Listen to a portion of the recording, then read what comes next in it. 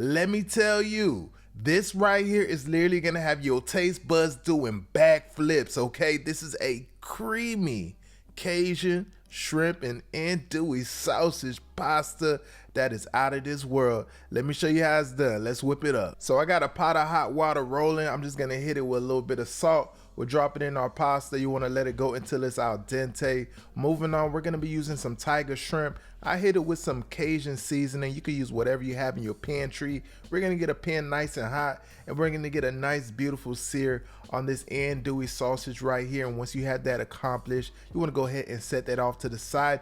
Then we're gonna drop in our shrimp, and we're gonna repeat that process. You're gonna get a nice beautiful sear, give it a flip, so on and so forth until they are looking nice and beautiful. And then you're gonna go ahead and remove that and set it off to the side. Moving on, once we have that removed, we are gonna toss in a bunch of ingredients, okay?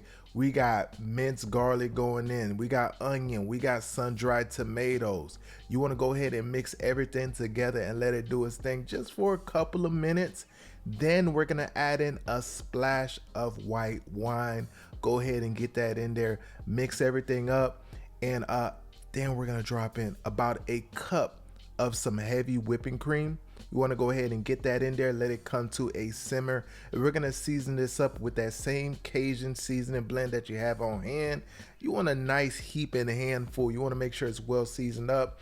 Of course, taste it, see if it needs a little salt, a little pepper, anything like that. Then we're going to reintroduce our shrimp and our andouille sausage.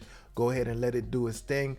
Then we're gonna drop in that pasta that we had sitting off to the side, al dente, of course. Go ahead and drop that in. If you want, you can also drop in a little bit of that pasta water as well. Mix everything together. We're gonna hit it with a little bit of freshly chopped parsley, some Parmesan cheese, and you are pretty much ready to plate up and bust down. This right here is a 10 out of 10, and you absolutely must give it a try, okay? If you haven't already, hit your boy with a like so YouTube knows you're loving the content, and I'll be sure to see you all on the next one.